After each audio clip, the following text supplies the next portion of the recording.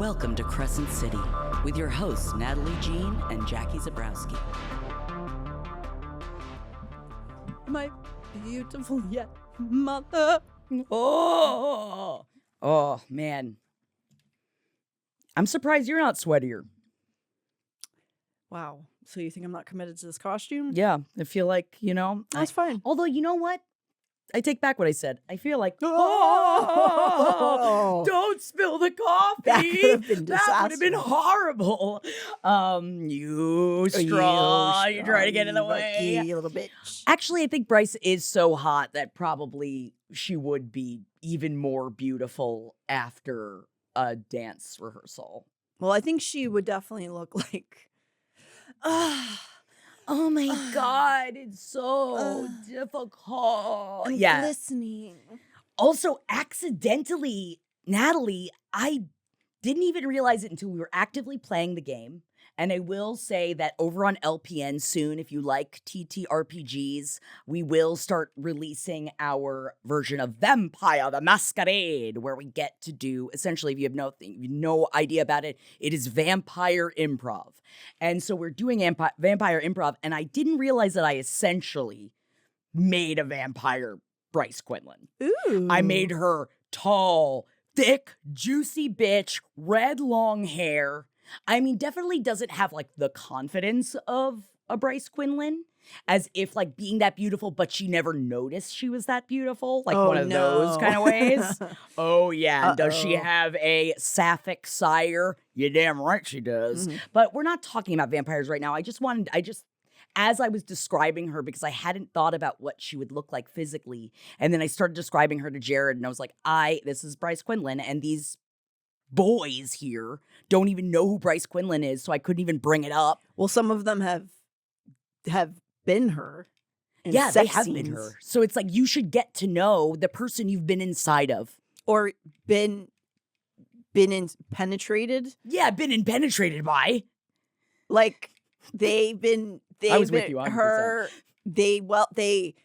They took in someone as her. They received someone as her. Thank you. Yes. Reverse birthed. Yes. In the same way I received a lot last night. It's what I call sex. Reverse birth? Yeah. Henry, ready for your reverse birth? Man, no one loves it more than being like thinking about their mom and going through a mom's pussy or belly hole, or from somebody else's pussy or belly hole, and or a test tube.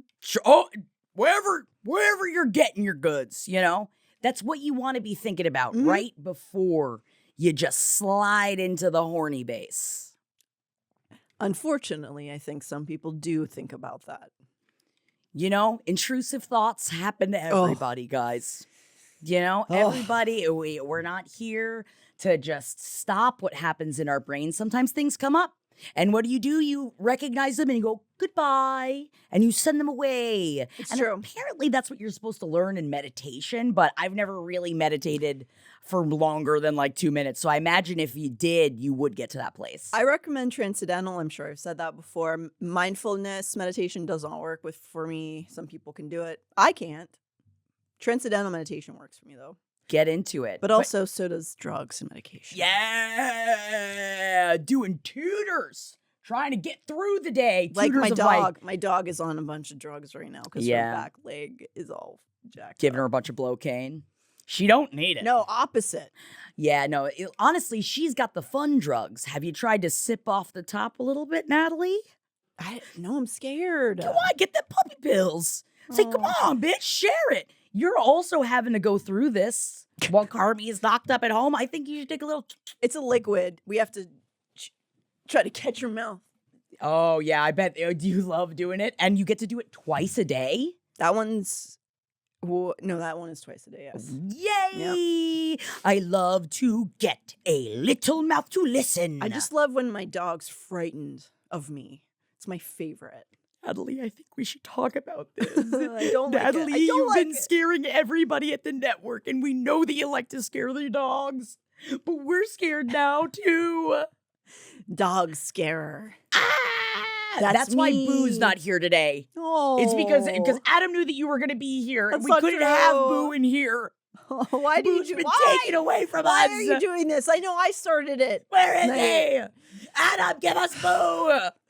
You can't demand people bring their dogs to work, apparently, but I did try to call him at least 7 times this morning to see if Boo was coming. Didn't answer a one. You got to dress him up as a ghost for this Halloween. Yeah. Oh my God. I can't wait. I can't wait. Yesterday, it's just like I have a living thing in my home that I take care of, except that I don't. Yesterday, I got home from a long day of work, and Jeff had gotten Gloria. She's a ghost. Oh, she's a goose. Nice. And oh my God, she is the cutest goose I have ever seen in my life. Yes, I'm talking about my porch goose. And it's got lights in it. Oh my God, she loves it, loves it, loves it. I did ask him if he asked consent first, and apparently she gave it honkingly. So don't worry about that. This is very much the perfect makeup for this conversation. What are you talking about, Natalie? I had a good time. Everybody left me to have sex with my husband, and now everybody left. And now it's just me and him here, and I don't hate him, but I don't love him. And I won't clean myself up. I guess, are they husband and wife? I guess they're mates. They're mated, yeah. Yeah, they're mated. So they're not husband and wife. They might be. Sorry I forget. Put those human terms Yeah, on please. them. Thank Yuck. you. Yuck, no, I'm above that. Hello. I do think this is the perfect face of makeup to casually talk about your porch goose. It's just me sitting on my porch dressed like this, trying to talk to people that are passing by. Like, did you say she's a goose? Did you say she's a goose? You're not respecting her enough. Boo. Oh, isn't she fun? Ooh. Yeah. I love this for your neighborhood. Except she's yelling goo. It sounds like it just reminds me of like a Holden McNeely coming all over the porch. Because that's what he does every time he comes over to my house. And I'm like, get off my porch and get your dick out of your hands. Jeez Louise. And he goes, goo. Well, it's, I guess, after the 15 years you've known each other, it's nice that he still gets hard for me? Yeah. Is that what you were going to say, Yep. Natalie? It's nice that he gets hard for me? Mhm. Honestly, it is. Yeah. I still got it. Celestial. But fucker. we are not with Holden McNeely on a porch right now, unfortunately. We are in a funky down low ballet class a la center stage. Cool. She's Just gotta let it out somewhere. Keep out here to high ground. Yes. Whoa. Oh my God. Is she Bryce or is she Jodie Sawyer? Jodie Sawyer. Wow. You do know that movie better than I do. Yeah. I think I do. Yeah, this ain't your mama's ballet class. Okay? Funky beats. Honestly, get me over there. She could use some fucking working and twerking it out. Who are you pointing at? Me. Oh. As Celestina. Celestina. Got it. Okay. So Bryce, yeah, we should get her in there. Bryce is enjoying the class. She's she's now doing her ballet classes again, which we love. Guffaws. It's like my choir. You got to do something that's just for you. It's true. And she's thinking about how she's not having to worry about being like ill-shaped now in her dance class because it's funky. Just like Jodie Sawyer, who famously also tried to defend her busted ass feet by saying Margot Fontaine didn't have great feet. Did you funky it away? Did you get your funk on in between ballet? Absolutely. So that you can get it out? Yeah. I mean, I love. Do you feel that it provides a freedom that ballet doesn't? Well, we did contemporary ballet a lot when I was in school and stuff, but also I did hip hop and jazz and all that stuff too. Yeah, but I love classical ballet too, though. Do you ever refer to yourself as a fly girl? I mean, I have since childhood. Nobody else does. Get those knee pads in here. I have like 12 pairs at my house, literally. You should be wearing them at all times. I've been taking heels classes. You might see some video of it soon. You taking what classes? Heels is basically like a hybrid of what would we call it? Like jazz, contemporary. Shoes? The bottoms of shoes? No, you're in full, like, usually about 4 or 5 inch heels. And so it's also voguing. It's like some kind of Well, I like pole voguing. adjacent. And Do they have any classes called flats? Because I'd like Most to of- sign up for that one. most dance classes are technically flats. That's great. That's how you get me in there. Yeah, I've been doing that though. It's been fucking fun. That's great. Hell So, yeah. Yeah. So we're in our funky class. This Doing is a little bit of the Julia Stiles. Oh man, the worst one, as we all know, famously. Although honestly, Julia Stiles, if you had wings, it really adds to, and then you can knock over all the drinks around you. She should have been an angel in the movie. That would have added the little not pièce de résistance. Sure, yeah. No, Yep, not that's it. That is it, Natalie. Joy de vivre? No. You sure? Yeah. I think all of everything international you've said is what I encourage. Great. This is her reprieve from the strain that has happened. All of the stuff that has already happened in this book. She needs the ballet class for a second. She just killed a triple dog. Yeah, and she now wasn't even triple dog dared to She do wasn't it. dared to do it. So Madame Kyra calls a break in the middle of the class, and she walks over to Juniper, who's there, also taking class with her. Over to Juniper, whom she hasn't told much about all of the bullshit that's gone on. She's not really like revealing a lot of it because why? Like Juniper's got her own life. She can't deal with all of your trauma all the time. You're also supposed to ask. We're supposed to ask friends, like, do you have the bandwidth for me to trauma dump? You know, we are supposed to, because, you know, you don't even know what Juniper's going through. So it's like, yeah, you're not sharing your stuff. And sure, you're like, oh, it's like bigger than just like a dance thing. But you're not supposed to compare tragedies to each other, all right? That's true. Everybody's upset is their own upset. And they're allowed to have it, That's even right. if you have it worse.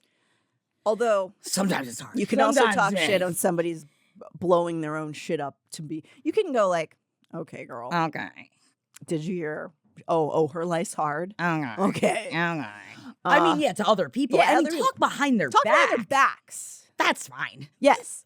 So It's sad that I kind of mean that because, like, I mean, well, don't unless you're going to like encourage them to change, but you can't force anybody to change. So you can tell them how you feel, but you also have to be okay with maybe you're not going to do anything with it.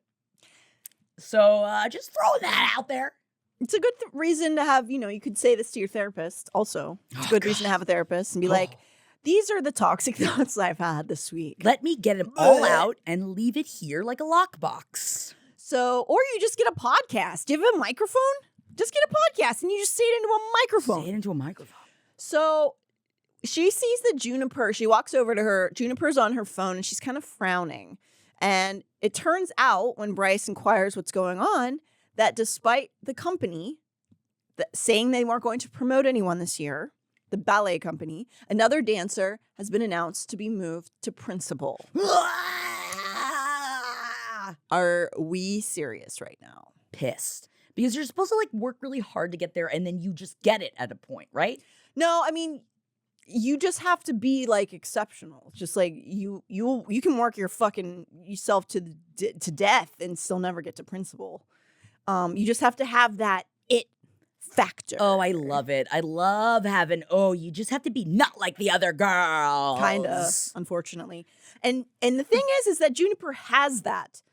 But this is a prejudiced kind of move, which is kind of a statement on the ballet community, which has changed drastically in the last 10 years. But for many years, you had to be very, very wayfish and very white, very kind of like. Is it because she's a deer? Well, that's kind of what the suggestion is. And also that she doesn't come from like bred stock, because a lot of ballerinas in the past had to come from like kind of well-to-do families, and now that's not as much the case. Even, I mean, back in the day, even you might be plucked away because of your skill as a poor child, but God, I would love to be plucked.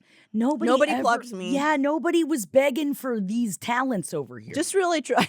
Just like the, adult men grooming, but does that count? Not really. No, it's not even enough. It's like if you're gonna groom I got me, scouted by adult men. Isn't that cool? At least set me up for a retirement at some point. Right. If you're gonna be doing that kind of damage to me. Right. Exactly. Where's the paper? Yeah, so she has the person who got the principal role, who got pushed up, it's probably some fey nepo baby in total control of herself, Sucking if you know what I'm saying. Yeah, I do know what you're saying, bitch. Yeah. It was clearly a pointed decision. June has been denied this spot, even though she's the best, because of rich donors' racism and classism. And, as you recall, kind of caused a stir when she, I don't know, saved a bunch of human lives the previous spring. And they're like, ew, gross, yuck. June tells Bryce it's okay because Bryce is pissed, obviously. She's like, what do you mean they raised somebody else? You're the best one. And June says, no. I'm just going to keep fighting it. I'm going to fight through it. I'm going to be so good. I'm going to be undeniable, and they'll be forced to promote me. Slay, dear queen. It's true, but also it's annoying. When class resumes, she watches Juniper go in full beast mode, determined, and executes 32 perfect fouettes, which is Is that how you say that word? Yeah. What? It's Fouettes. I'm sorry, you're saying she's out there on the floor doing her fouettes? If I recall, I think it means to whip in French. But it's, How do you say to nay? Nay. Am I 1,000 years old? Yep. Yeah, it's fine. But back then, children liked that song, so it's kind of like I'm young. Back when? Watch me whip, watch me nay. Oh, you mean... That's that's exactly what I mean. Mental gymnastic that I didn't know was capable. So 32 fouettes is like a classic. What is it? What do you do? Goal. What's that? It's is it spinny? It's a spinny, and you stay on one foot the entire time. Oh wait, is it the one where you go down and then you spin and then you go down and then you spin and then you go down and you spin, you go down? Yes, but the one foot that's turning you never comes down the whole time. Oh, fouettes are hard. Fouettes are very hard. They are like that is like the thing everybody wants to achieve. Can you do 32 fouettes? So she does it. Juniper whipped around like the wind itself propelled her, her grounding hoof not straying 1 inch from its starting point. Perfect form, a perfect dancer. Yet it wasn't enough. Nope. But Bryce knows this about the dance world, right? Sure, you can be like, bitch, that's my friend. She's so good. She's a perfect dancer. But I feel like Bryce, it's like she's learning about the injustices of a craft for the first time. Well, she's not, because she was unable to be there because of her body. Right. So she knows. So she's already angry. That's what I'm saying. It's not just this. She's already pissed. Yeah. Oh, yeah. She's already mad. I think it was the trigger point was that there wasn't supposed to be a new principal this year, and then they just picked some other chick. Well, who's supposed to be the head of the school? There was already principals, and then you just sometimes don't get any new ones during the season, if that makes sense. Oh, okay. That does make sense. After class, June seems to intentionally leave quickly. She doesn't want to talk about it. She thinks Bryce is probably going to push this subject, and she doesn't want to talk about it. She doesn't talk about it. Bryce walks up to Madam Kyra, the teacher, asks her about how she feels about Juniper's snub, because the teacher knows that Juniper should be the principal. And Madam Kyra, in typical ballet teacher form, is caring but extremely cold, which is pretty much on par. She knows it's bullshit. She's aware that it should be Juniper. But she has about the same amount of pull that Juniper does, technically. She's not one of the elite wealthy class who's funding the company. She's a former prima, but still, at the end of the day, you're just getting pulled by the puppet strings a lot of the time. She thinks the donors are creeps, but they hold the purse strings. What are you going to do? And the company and even the city doesn't want to jeopardize that. Then she says something that triggers a bad decision on Bryce's part. I get why you want to help her. Kyra shouldered her duffel and aimed for the double doors of the studio. I want to help her too, but Juniper made her choice this spring. She has to face the consequences.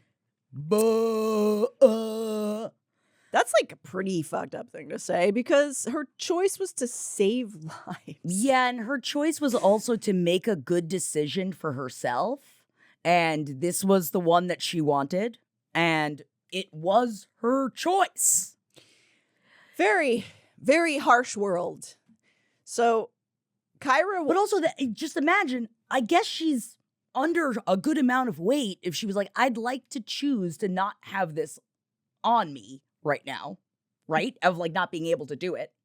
What you mean? That she like made the choice, that she made her choice and she has to face the consequences. Like, well, her choice was to do that, like to go save people. Yeah, I mean, I guess. She like made a great choice, but also that's how it goes. And also you got to think about who gets hurt in situations like these, the people that have the money. If you want to make it in the dance world, sometimes you have to let people die, okay? You just got to walk away. And it's worth it. And it's worth it. That's what Natalie is saying. Let him die. Yeah, yep. Get to twirling. Get Sorry, to twirling. Fouettes. Fouettes. Madame Kyra leaves the room, and Bryce is left alone in the studio for just a moment. Looking at the space where she just watched Juniper dance moments ago and ruminating on what Madame Kyra just said, her savior complex kicks in. Sometimes that can be a good thing. Sometimes it can be the most annoying thing. Sometimes, not me, but some people overstep their boundaries and try to fix everything. I've never. How many times I've yelled, I can fix him! And just, I'll figure this out. We can figure this. Don't worry. We'll figure it out. And it's just like impossible. We as the reader observe her get on her phone and demand to speak with a, quote, director, presumably the ballet company director. And she pulls out her princess card. I am so annoyed by this. This irks me. I think that when asked, why don't you love Bryce Quinlan as much as the other female leads, it's honestly, it's not even all the other things that she does that like are all positive. I know there's wonderful things that she does, but this annoys me so much. I would be so upset if someone did this to me. It's definitely, when you read it, I think most people probably are like going like, stop this, don't, because we understand where she's coming from. Like, I get it. Yes. I get it. But you can feel that way all you want. Don't make the phone call. It is kind of selfish in that you're like, well, I think you deserve it. I'm going to take the, and I'm a princess. You didn't say you wanted me to do this, but I'm going to. Let's see how that goes for her. We cut over to Hunt, who is cut in the scene with his abs being sharp. And he's carving them even more defined in this scene at the Comedium gym. And he's working out, he's sweating, and the harpy comes over to him to sexually harass him. That and to tell him Celestina is looking for him. She was tasked because she vulgarly explains that Celestina and Ephraim were just copulating and that the harpy... Is that what we're calling it? Yeah, is that we're using big words, huh? Big words for a little dick. I feel like it's not a sexy situation. No, you don't... Honestly, I thought about this while putting on the makeup. Because I was like, oh, should all of her makeup be destroyed? I was like, no. This was like he did the amount of kissing to make it so that his angel dick can penetrate. Right. Like, I feel like it was just this amount, which was not even technically that much. So I did think about the makeup. No, I appreciate it. Before putting it on, because I feel Have you displayed your sleeves enough, by the way? They're pretty fun. You look cute. I just got shocked. I'm the pearl of the angels. You just got shucked, huh? Yeah. And I feel like she would be in this, very, come to talk to me post-coitus. Help me. To, anyone. Be passive-aggressive to people? Or to be like, look what I have to do. Yeah, this is me. And I think it's also just that I have to go do this. And I gotta go put this shit on. Okay, and you leave. You left. So what? What is it? I barely even have time for you. I'm not even going to try to reapply my lipstick right now. I get it. I think that's fair. And also, I think I wanted to be in this outfit so I could get this robe. You'll see look at the robe on the socials because Natalie, I'm showing my under regions. You got it. It is a huge. I don't know what. I guess this robe is only for draw me like one of your French girls because like it's huge and there's no way you can sexily move around in it. Yeah, I think it's really just for posing. It's kind of like the moment before you disrobe for the sex and they can just, it's like a burlesque kind of robe. Yes, let me unwrap your gifts. Oh, it's a jack in the box. Oh, and your boobies? Yeah, it's my breasts. But what if I just had big, like, springs and clowns on my tits instead? James? Oh, no. Boing, James! Is that sexual harassment? I'm sorry, James. Might be. So I It's a blurry line there. Respectfully, I got Jack in the Box in my titties. Yep, respectfully. If you say respectfully, it's fine. Yeah. Sorry, also, real quick, this is the tiniest of divits. And it was just because I was thinking about Hunt. Obviously, and I was thinking about his lightning, obviously. Yeah. And just real quick, there's a song on the new Taylor Swift album that is called Opalite, and there are references to, and a lot of people are like, oh my God, she read Fourth Wing because she's talking about like having like the lightning in him and having lightning in him. But then it's like, for me, Opalite is about Hunt instead. But I have read Fourth Wing, and I understand, I'm down with her, I'm into give me the rocks and you gave him over. I just wanted to I didn't know where to put this, so this is where I'm putting it. Okay. There was not another podcast to say it upon. I don't have any other places to say it, Natalie. I have to say it here. It's like you can't even say anything anymore. Like, I feel like I'm being censored. Yeah. It's like I can't even get paid a bunch of money to go to Riyadh. It's like everybody's got a problem with it. Begging for us to go. And they're like, get us that LPN Romantasy. And we said no. Nay. We don't care how many millions you're going to give us. I wouldn't. No. But I mean, millions? No. No, we wouldn't. I wouldn't. What if you've got millions? Like, let us know if you want us to do other things. Other things? Uh-oh. Yeah, like, I don't, like shows, like big shows. Okay. We got to clarify. So, Harpy has come to sexually harass Hunt, but also tell him Celestina is looking for him. She says that she was nearby whenever Celestina and Ephraim were done copulating. And Schtupping. Please call it what I obviously would refer to it as. Me as Celestina. Can you imagine her saying schtupping? No. Schtupping. And she was the nearest Triari member to them. And then that made me wonder if she was in the cuck chair. Like, was she there in the room? With her knives? Just going, yes. Sharpening her knives and watching. Yeah. I feel like Harpy would love to be in a cuck chair. Oh.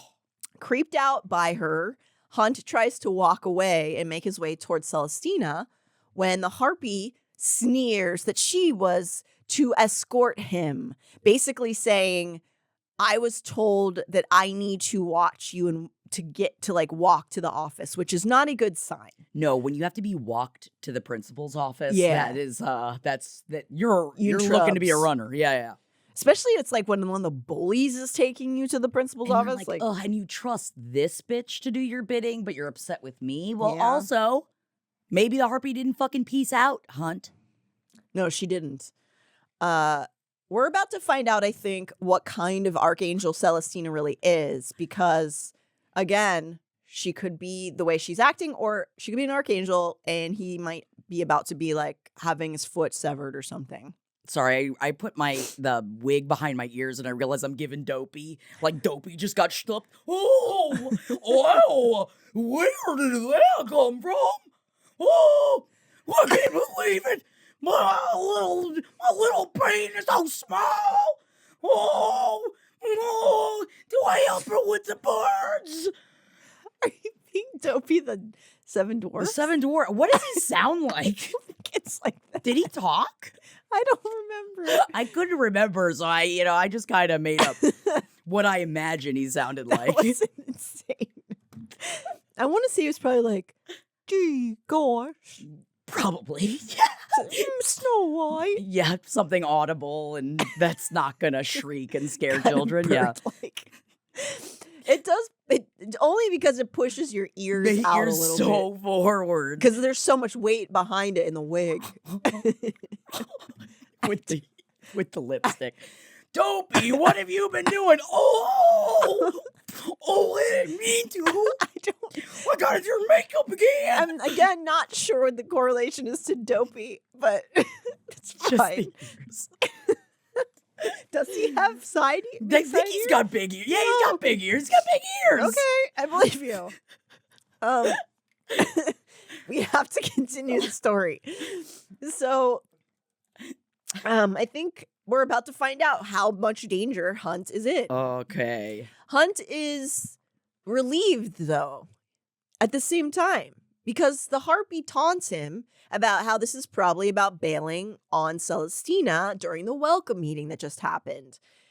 And he's technically involved in much worse espionage than that. So this is kind of preferable that she's just mad about him bailing because the other stuff's worse. Yeah. So she continues to taunt him during the journey because, of course, she's just, escorting him there. But also imagine that whole long walk and being like, God, are my wings about to be fucking sawed off again? Like, what is this about to be? And then you just have the harpy going like, I hope you're ready to have a fun time in there. It's like, stop witching. She's like trying to grab your butt. Yeah. Get a little harassment in on the way. Yeah. Maybe your punishment will be my chamber bed. Knife. So he has to listen to all that, and then he finally gets to Celestina's office and can close the door in the harpy's face. You before me. And then we're in front of Celestina, who might be being a little melodramatic. I've never been. She's never been melodramatic. Noting that if she had been tussling... Uh-oh, breaking stuff. I'm not. You're really wiggling around over there. So he faces her, noting that if she had been tussling with Ephraim, she doesn't show it that much. Her makeup's not fully messed up. He's not going to notice the lips. He's going to be like, she doesn't look like... He imagines tough, because when he's fantasizing about Bryce, like Bryce's hair is like everywhere. Yeah. She's like sweating. She's screaming infidelities. Yeah. Infidelities. Screaming infidelities. Remember your hair. It's everywhere. I don't know what that one is. Dashboard Confessional. I think that was at the point when you were way too cool to be listening to Dashboard. I wasn't, but I would have acted that way. You would have at least acted it, yeah. Yeah. So yes, I guess like that. Just like that. And she's not. Her face is neutral and she looks polished and beautiful.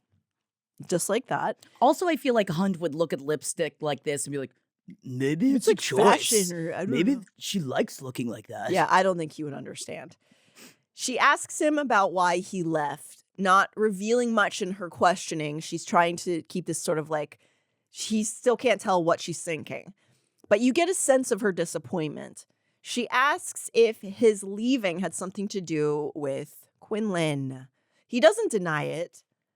She tells him it made it look like that her Triari was prioritizing a Fae princess over their archangel, and that it sent a very bad message. Not a good look. It's not, truly.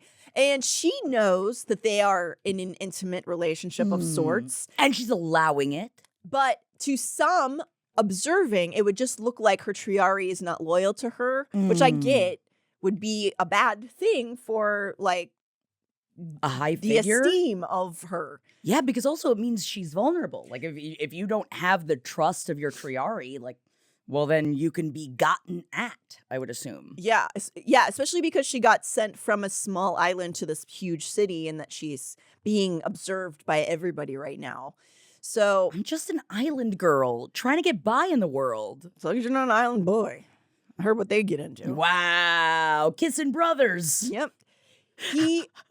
She tells him this and he apologizes and he means it. He does feel guilt for leaving her, but not so much that he is excited about which punishment she's about to lay down. And he also acknowledges in his mind that even though he does feel bad, he's always going to choose his mate. Because he's a golden retriever boyfriend. Yes, he is. That's why we love him. Yeah. And so she is about to lay down this punishment. And here's what it is. He is to stay at the barracks for the next 2 weeks to remember his work priorities and to make sure he is paying attention to helping Baxian adjust. And that is final. There will be no questions. No. All things considered, this is 2 literally weeks? nothing. It's like nothing. After what happened the last Archangel, this is literally nothing. However, this is Hunt's penis's 9/11. Doesn't matter to him. No. Those towers are crumbling down. Yep. He knows his options are to take this punishment or quit, and he's not ready to do the latter. So he's not happy, but I feel like he should just be like, oh, thank God. Yeah. She could have just cut his penis off or something. You know? Yeah. She dismisses him. Good boy. And though he's angry, he takes a look at her before he walks out the door. Drink it in, bitch. I think she's more maybe serene in her sadness. No. Oh, is that not being serene in your sadness? Okay. Oh, serene. I don't know how. I don't. Yes, you I don't can. know if it's an emotion I have. Come on, Natalie. do it. You can do it. Nope. No. That's not it. Is that being serene? No. You're gonna have to watch the YouTube if you want to see how great my acting is. It is good. Thank you. It's good. I know that you have the capability of being serene as an actor. I know you do. Thank you. It's in there somewhere. You gotta dig it out. So he looks at her and it's another pang of guilt that hits him as he observes her, sees her utterly alone, being forced to mate with someone she doesn't love. It's horrible. It's a horrible, no. That's sort of like a dog in a window. It's a little Wendy. Yeah, I'm giving Wendy. Oh, you're giving Wendy. That's when you know when Wendy gets too excited and then she's got a cough. She chokes on her own throat. It's too small. I get it. Yeah. Angels have small throats too. Yeah. Oh, that's not good for the matehood, I guess. No. He's never satisfied, but I'm there. I guess it's a compliment. Right? Yeah. And then, all of this stuff, and then she's abandoned by her guards. She's left alone even in this moment where she just asked for almost like a kinship of being like, can you please stay with me?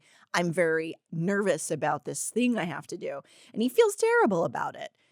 As he kind of grumps out the door, ruminating on these thoughts, he's grumpified further when he sees the Hind leaning against the opposite wall in the hallway, seemingly waiting for him. It's like, get away. She is always bugging him.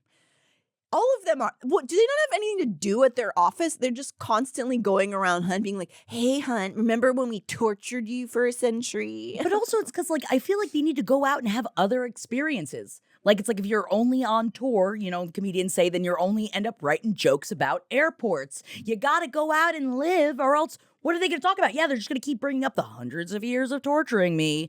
It's like hilarious. Love it when you bring it up. But if we could have, like, go watch The Pit, Oh, really? I'd love to talk to you about Noah Wyle.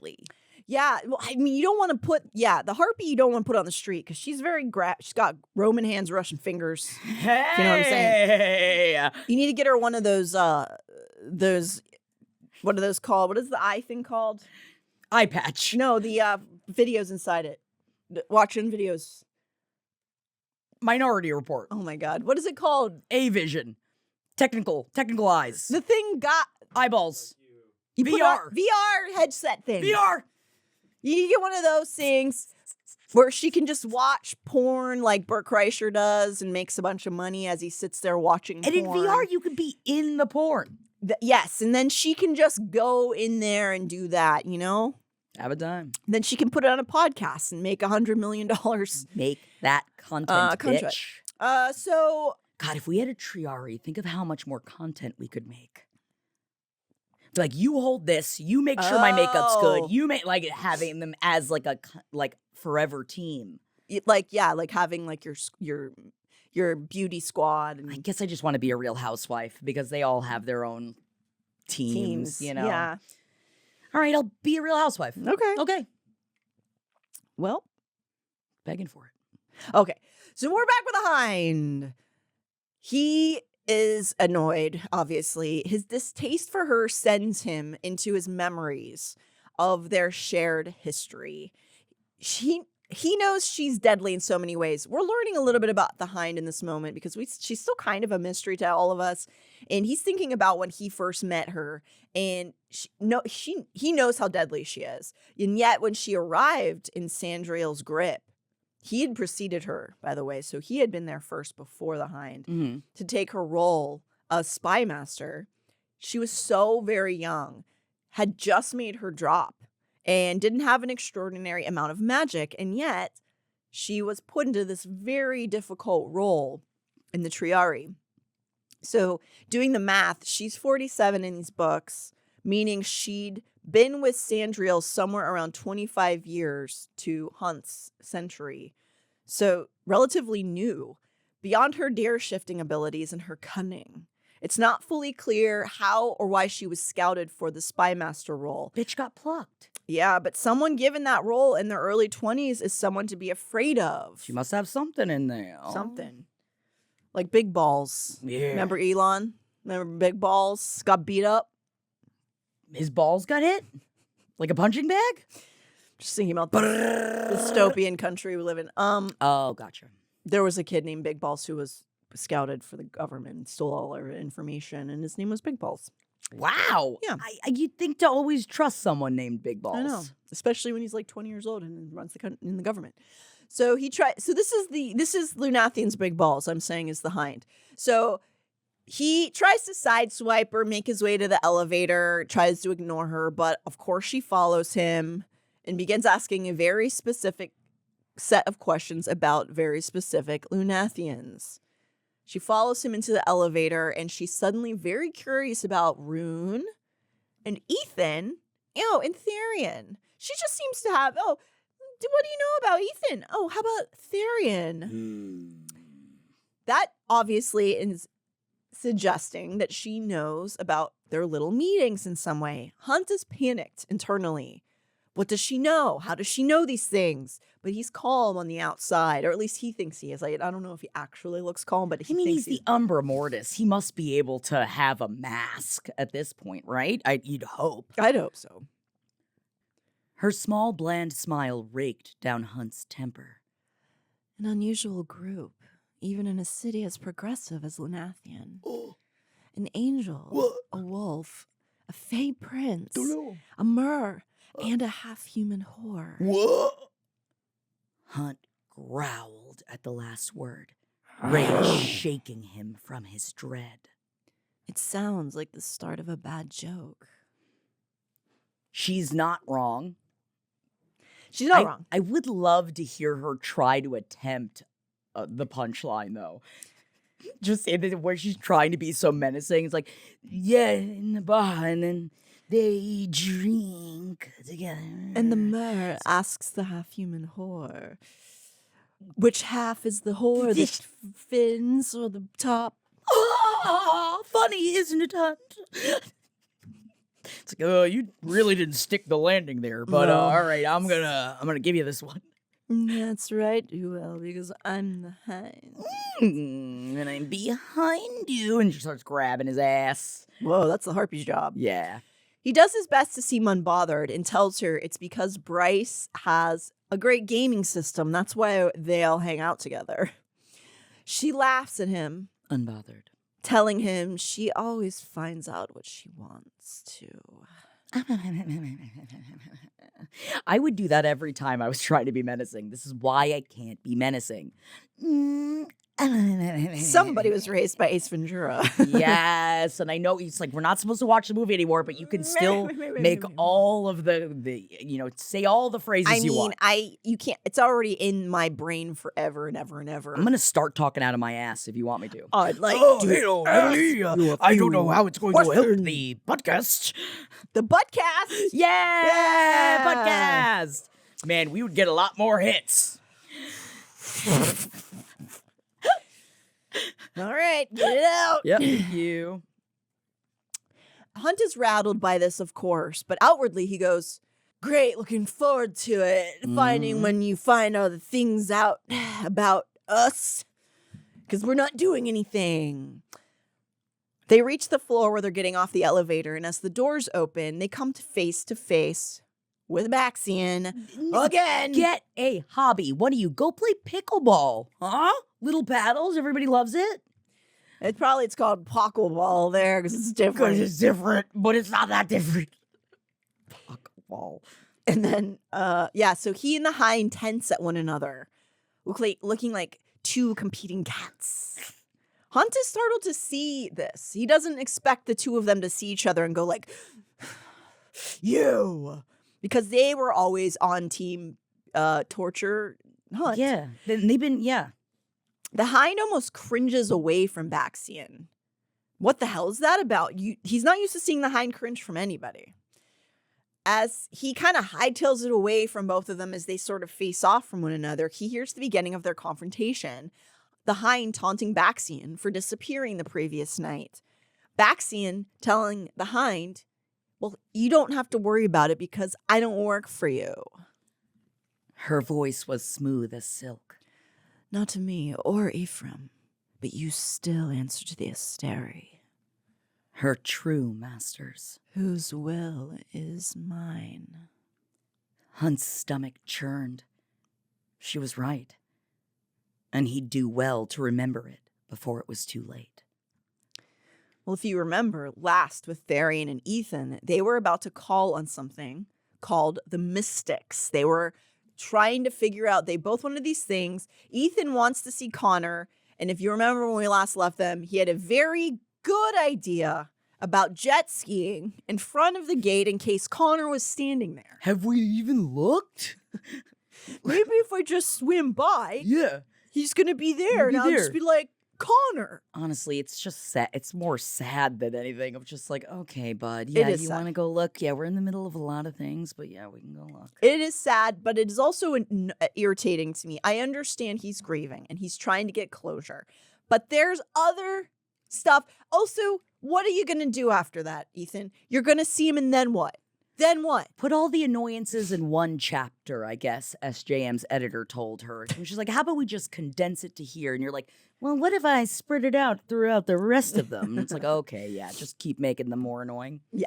Now Not that I find Bryce more and more annoying. It's just these chapters got me. So they're standing in an alleyway outside a shady sounding building that apparently holds said mystic.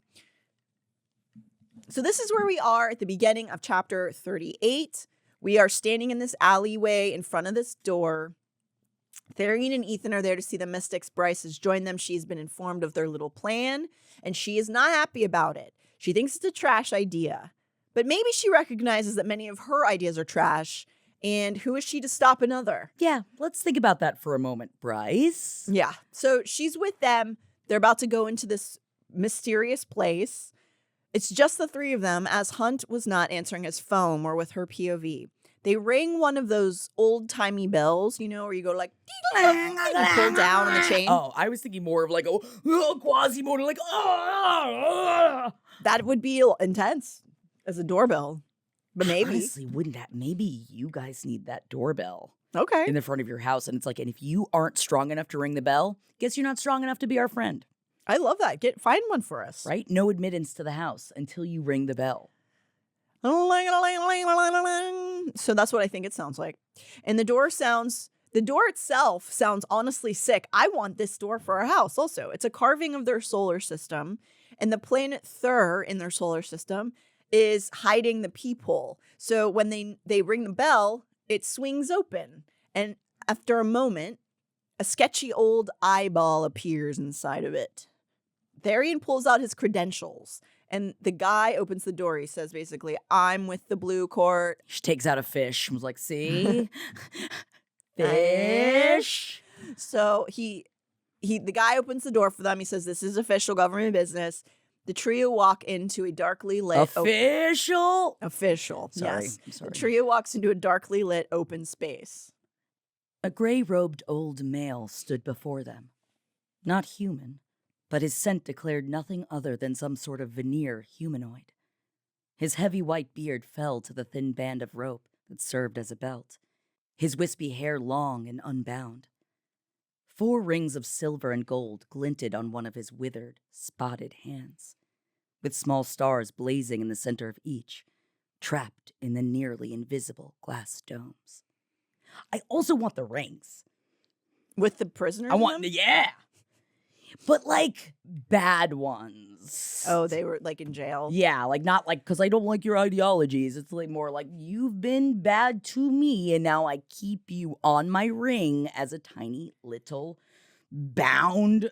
So in this fantasy, you have sprite enemies. Well, I don't want them to be sprites. So can we change it? Can they be like, I don't know. Goblins? Yeah, like, yeah, but I like goblins too. Trolls? They like trolls. Dwarves? That's it? That's all you've got? You can only think of all of the things that could Leprechauns? also describe your husband, and I'm trying to be good. I'm trying to be good and say I appreciate and I welcome all of them because that's our family, Natalie.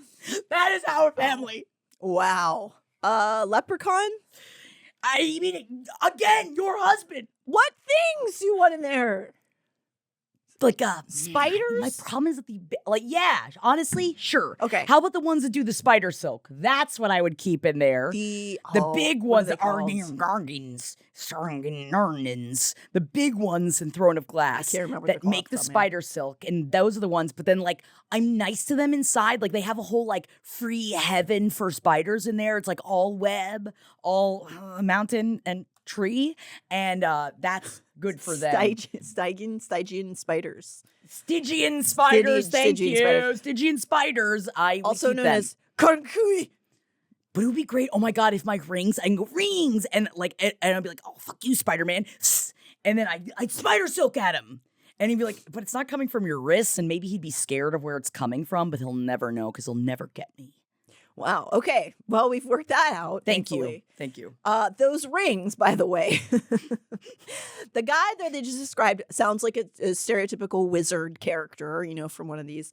But as mentioned, Bryce's guts fill with horror when she sees the rings, because when she first thinks of them as some kind of star glow inside of them, she realizes when she sees a teeny tiny hand press against the glass that it's not stars. That's in fact fire sprites trapped inside the domes, bought and sold and thrown into his rings.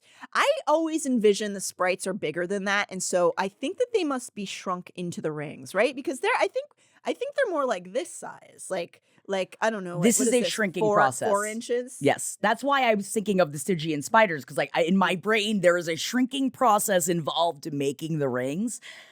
I didn't know I thought this, but I imagine it's like a large, regular-sized things put into Well, there. because we do know, no spoilers, one of the rings is containing something that is definitely larger than a fingy. So that's they're trap fire sprites, bought and sold. They're thrown in these rings. Obviously, they're already considered lessers and lowers, and they're already treated in this poor way. But this is even like a step further, where they're like literally trapped in glass. And I just realized I want to Amarantha my enemies. That's what I want to do. Yeah, I mean that makes sense. That's a scary thing to realize. I guess so. I think it's good that I don't have any enemies, though, right? Yeah, just don't get any enemies. Don't become my enemy is what I'm God. saying. Because I'll turn you into a ring, and I will squeeze your silk out of your holes. Ooh. So Bryce feels rage at this and holds it in because she's here for Tharion and Ithan, and she's holding herself back. She's furious that there are these trapped sprites, probably thinking of Leheba especially, and she just is standing there like ready to attack, but she waits for Tharion and Ithan to speak with the wizard guy. They explain they need this old wizard's services, and he leads them further into the building. So he himself maybe isn't the mystic. The space consisted of 2 levels, bookshelves crammed with tomes and scrolls rising to the dark veiled ceiling, an iron ramp winding up the walls in a lazy spiral. A great golden orb dangled in the center of the room, lit from within.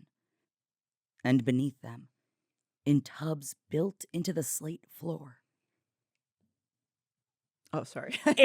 Do a mistake. What It's is the it? Mystics. Oh, into the mystics. Mystic Spiral. Mystic Spiral. Trent's band Whoa. from Daria. Oh, I was singing the Van Morrison song, but I know, but I was thinking of my crush oh yeah, do tell. on Trent from Daria. Gotcha. Do you think that you would have found him more attractive if he lay inside of tubs built into a slate floor? No, I think I was attracted to him as a middle schooler because he is who ends up dating middle schoolers. It's a guy who lives in his parents' house in the basement and has a band and like doesn't have any ambition, which is really cool to a 12-year-old. Very attractive to a 12 to 14-year-old. Yeah. Yep. So this explanation of this room, like I love the imagery of it. And Sorry, it does same.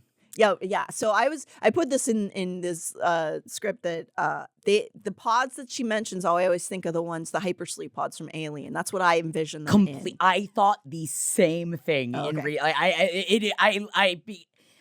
I know that they do that in many many space and horror movies, but specifically the Alien ones I Yeah. was thinking of, and maybe it's just because it's a weird situation. I think it's also the room makes me think of like Geiger itself. Yes, and yeah. like all that. So they're in these pods, except they're submerged in some kind of liquid goo. They're 3 humanoid beings. This is the first view of what mystics are. They're encased, they're in these things, they're wearing breathing masks. And Bryce describes them as 1 male, 1 female, and 1 both. And I think this is the first the books have mentioned a third sex, which is very cool. And it also reminds me of the Baphomet figure, which is something that is Titties and dick, titties and dick, Yeah. titties and dick. it's something that some people like movies portray that as like like devil, which is not what that is. It's a mythical No. figure that has appeared in ritual since, I mean, as far back as like the 11th century. And in modern times, it balances, like non-theistic Satanists use it a lot. It represents equilibrium, like as above, so below. Anyway, the sight of these mystics isn't something comforting to any of the 3 of them. They're all like, oh, that's what a mystic is. I'd want to touch that goo, though. I want to feel that goo. Would you use it like when you're stressed out? Oh, so I like my slime? Yeah.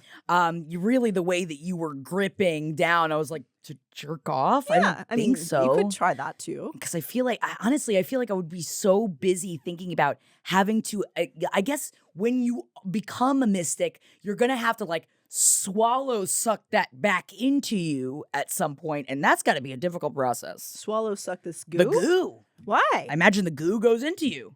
They're like laying in the goo. I imagine there's goo in their holes, Do right? they have a thing on. What about their other holes? That's probably got a lot of goo in them. It's like when you go to the beach. You find sand in every hole. It's true. I wonder how they go to the bathroom. Oh, God. That's what I'm saying. Definitely don't touch that goo. Don't touch that goo. So they're all kind of horrified by this realization of what they're looking at. Whether or not the mystics are there by choice is unclear at this point. But regardless, they look as caged as the fire sprites on the old male's hand.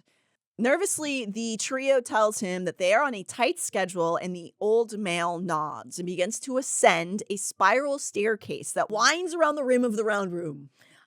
I do think it's very funny where it's like, can we get going? And then he just very slowly like, yes, we can get moving. Like I can't. I don't imagine him as a fast mover. I don't think any of them. I don't think anything that's happening in this Geiger-esque hall is going quickly. No. But he begins to go up this like thing, spiral like stair thing around that goes around the room and that overlooks the mystic's pod. It's almost like a balcony that's a spiral. As he walks, it's like in my brain, yeah, it's Geiger Escher, you know, Yeah. like a little bit of like a hybrid. Totally. As he walks, he explains that when the mystics are, quote, not in use, that their minds are wandering through the universe. Which Never is catch like, a break. you know, it's cool, but maybe we'll learn why maybe that's kind of messed up. So he begins the process of whatever they do. He starts flipping switches on a machine halfway up the ramp because, as he describes to them, this is half magic, half tech. And the three gasp as planets fill the room like a big projection. This is pretty cool. It is cool. Bryce hates this. She knows some about mystics, and none of it's good. They have a reputation of being hustlers at best. From the goo? That's the goo. impressive. From the goo. Well, I think the mystic owners are the hustlers. Yeah. At worst, the mystics are essentially known to be in an indentured servitude almost. Technically paid for, but then handed over to an owner, as in if they have the skill set and they're very poor, their families will sell them into servitude, essentially. Much like the three probably are here. Bryce begins to follow this male up the ramp, asking him questions. When she asks his name, he tells her that he's known to some as the astronomer, and that's all he'll tell her. I But mean, he's it's a great obviously nickname. It is. But she obviously was asking his real name, and he's being shady. And probably a little irritated she's even asking. And she's like, I already don't trust you, so if we could just... No, he's shady. As the figures below begin to twitch, Tharion, Ithan, and Bryce all look startled because it's just creepy looking. And he explains that they're fine. They love being here. Getting to see all the mysteries of the universe. Don't ask them. Don't look at them. But Don't they're ask. fine. They like, just goes over and like moves their head through the goo. Like, look, they love this. I love that. Yeah. So Bryce knows he probably is leaving out some very important information, that whether or not they enjoy exploring the universe, the fact that they can't leave, even if they want to, is not being mentioned here. You're so sensitive. I know. But yes, legend has it that they choose this over living their own mortal life. So if they are to become mystics, you don't get to have vacations. Like, you just live in this tub forever. So it's like, I guess, may as well. I guess. God, growing up as a mystic must suck too. Because it's like, once you find out that you're a mystic, you're like, oh, great. Well, Now I got to think all the time. I think if you might be like somebody like a Thunderbird, you have to hide it. Oh, okay. I thought it's like, I feel like it's probably something that like comes out Maybe. like, later on. You have to hope your family's not shit. They'll help protect you. Man, we should write a will just in case we happen to be mystics. Why a will? To make sure that we don't get sold. Oh, wait, but if we're dead, are we still mystics? I don't know. We're going to have to ask the mystics. Okay. This is why we have to talk about these things, Natalie. I know, as a family. Thank you. So, this moving 3D map of planets, or the orrery, the astronomer calls it, looks eerily similar to Bryce's father, she notes. Bryce's father's. Ori, that is. Yeah. You look like my daddy, astronomer. That Wow. planet looks like my daddy. Is that my daddy or a planet? She thinks about, or she says out loud to the astronomer, that her father has a very similar solar system Ori. thing that floats around in the air. And the astronomer's like, yes, he has a very good one. You're too excited, astronomer. Yes. You got to Google out, all right? We're just here for some answers. But, you know, her having this associated with something her dad does is probably another thing where she's like, this is probably not good. Yeah. Tharion chimes in, obviously trying to get this over with, requests to ask the questions that they came for. Ithan steps forward and asks the mystic whether his brother dwells in the bone quarter or if his soul has already passed through the gate. So this is like, he asks, I guess, the astronomer, and the astronomer uses his machines to connect to the mystics, I suppose. And at this question, the astronomer's like, whoa, whoa, whoa, whoa. You want to find a soul, like a dead soul? Hey, buddy, summoning ghosts is hard, okay? And we know that from Buffy. We know. Bryce rolls her eyes at whatever she perceives as sort of a showman thing when he tells them that to summon a spirit, it takes a special kind of journey. And then we have to, it's a little more. Yeah, we got a boat. But we got a boat. We'll swim over there. More money, baby. But money, we have please. A boat. Money, please. Money, please. Before Bryce can get a word in to be like, no. Ethan says, it's fine. I got it. He has a big inheritance from his parents, but he asks for an astronomical, because he's an astronomer, amount of money. Good Lord, Ethan. He's just handing over this massive fortune to this guy who's probably a con artist. We don't really know. He quotes, scammers can find you in so many different ways. It's so true. And usually they get you when you're the most vulnerable, like when you're in grief. Yeah, via text. Via text? Man, you see the scammers are all coming in the text messages now, Natalie. I hate to break it to you. None of them said they were going to talk to a ghost from you. No, it's just all toll roads. And it's like, well, bitch, I haven't even been in Florida, all right? I don't owe any tolls, fines there. My area code is still for keyed to Pennsylvania, so I get really weird Pennsylvania-based ones. Same for Florida, and I'm just like, I know you're lying to me, you piece of garbage. I haven't lived there in 20 years. Fuck off. Yeah, so basically the astronomer says, you want to talk to ghosts? That's fine, but I need more money, for some reason. He quotes the price, and then Ethan says, cool. The astronomer comes back. He pulls out a block of red salt. Bryce gasps. It's what's known as blood salt. Blood for life, blood for death. It was summoning salt infused with the blood from a laboring mother's sex and blood from a dying male's throat. The two great transitions of a soul in and out of this world. But to use it here... You can't mean to add that to the water, Bryce said to the astronomer. Oh yeah, bitch! Is what he replied. He went, yeah, bitch, shut up! That's fun, kind of, the salt. But... I mean, the idea of it is cool as shit. It's cool. Like, for, like, a horror movie or something. But could you imagine, like, mid-labor, I'm asking for those people out there that have given birth before, can you imagine someone like, can I just come in and get a little sample? Can I just, sorry, if I could just get in here? And you're just like, there's, like, legs up in the air. It's less fucked up than if you find a man just down there not asking? No, the guy, the dying male's throat, blood. That part I'm fine with. I mean, they're gonna die anyway. You can squeeze out a little for old Jackie. You just have to be adjacent to somebody being throat cut. Yeah, and then you get your salt. I mean, I imagine it's probably like bad juju if you slice the throat yourself. Yeah, you shouldn't do that. I feel like you shouldn't. So if you find one. What are you going to do? It's got all these lemons, make them into blood salt. Yep. So, that's probably why he's like, it costs money because it's probably blood salt. It's hard to come by or whatever. But he does mean to put it into their water. The astronomer waves off the three of their discomfort, being like, the mystics already got salt in there. What's a little blood? And I guess they already are just like laying in disgust. So Tharion asks if it's safe to talk to the dead. And the astronomer's like, yeah, they love it.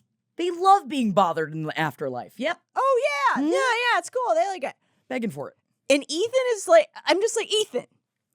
He's not thinking about you anymore, bro. What are you doing? Leave it alone. There's so much going on. You got to do this right now, bud.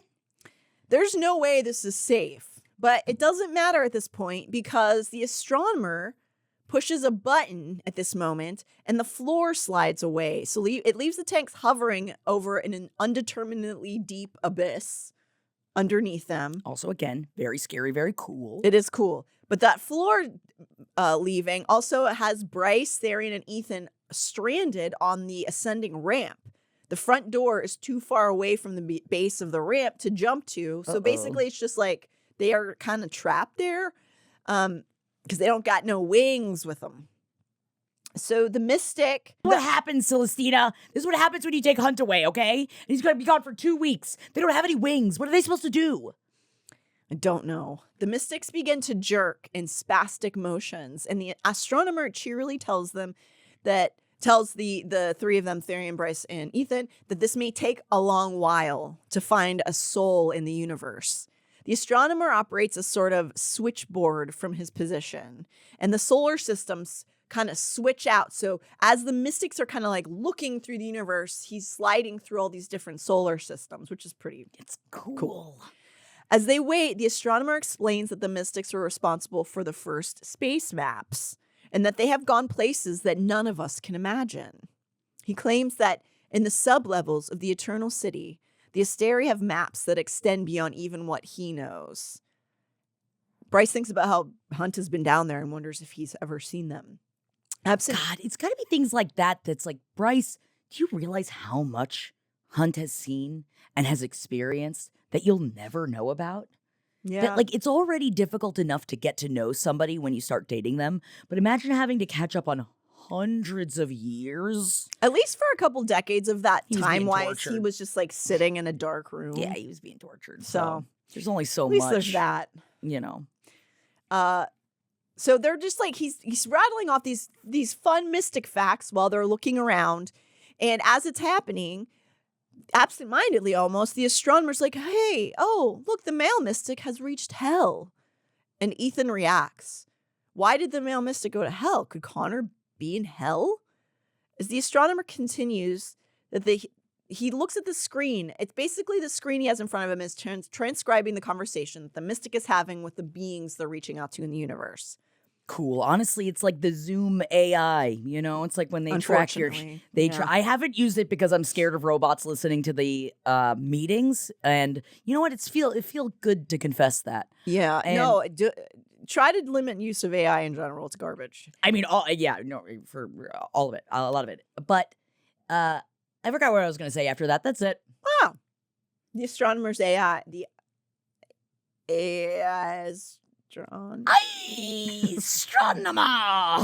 Oh, maybe AI stands for astronomer's intelligence. Aw, that's why he likes it so much. Yeah.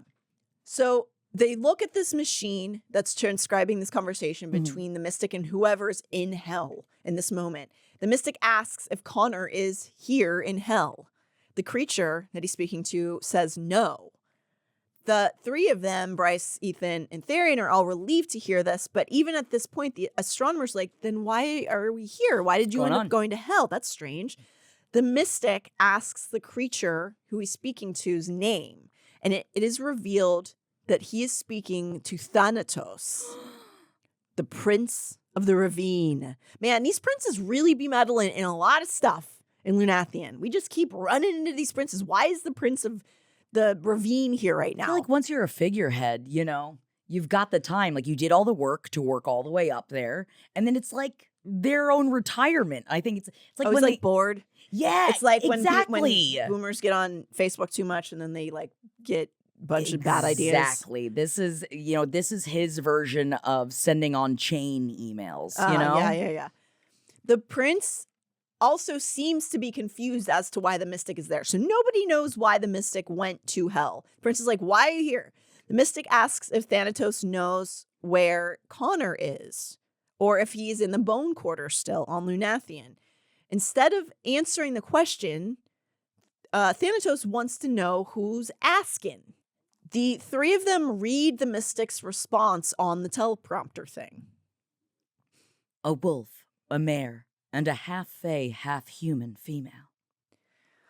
So the mystic is speaking through his thoughts to Thanatos, and apparently he's aware of the three of them in the room. Bryce is startled that the mystic seems to know that they're there. So the robots are always listening to the conversations, is what you're saying. Oh, yeah. Okay. Even more scared when Thanatos asks what these creatures' names are. Like the wolf mare and half-fae, half-human female, what are their names? The mystic tells Thanatos that he does not know.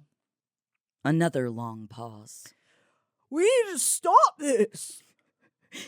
Ithan nodded toward the male's tub. Ice was beginning to inch over the water. They are listening, are they? Yes. Again, silence. And then the demon prince said, Let me see them. Let them see me. The mystic's eyes flew open in the tank below. Okay, so we got them. We've met the mystics. We're in this weird building. They've asked where Connor is. For whatever reason, the mystics are being sent into hell, which we now know is some kind of planet, not just like a plane of existence.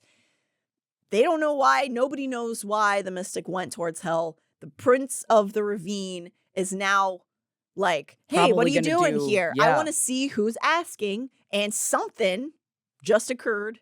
The mystic's eyes flying open. And it sounds like something's nothing but trouble. Yeah. I feel like it ain't gonna be good. I don't think. And he comes out and he performs all of Tommy the musical. See me, feel me. And they're like, did you just come out here to play fucking pinball? Get out of here, bro. Can't you do that in the ravine? I'm going to say I don't think Tommy's that good of a musical. You know, I think it's more of the fact that it gets, like, think about it all the time, but I can't remember, like, I haven't seen it since college. Gets molested. Yeah, I mean, yeah, you know, that's, you know. But it's still, I think about it. Well, yeah, as a middle schooler, it's like, this is the craziest thing I've ever seen in my life. It blew my mind, yeah. So yeah, we got a lot of stuff on It's hold. no good. We got to Everything's figure bad. out, we're going to see what the consequences of Bryce's actions are next time, I'm sure. But also, it's like, Ithan, was this worth it? No! Was this worth it for you? Ithan! Yeah, I'm sorry, bud, but your brother is dead. He's dead, and I know it hurts, but you gotta grieve him. Ugh. Get back on that jet ski, man. These wolves, jet ski into the sun.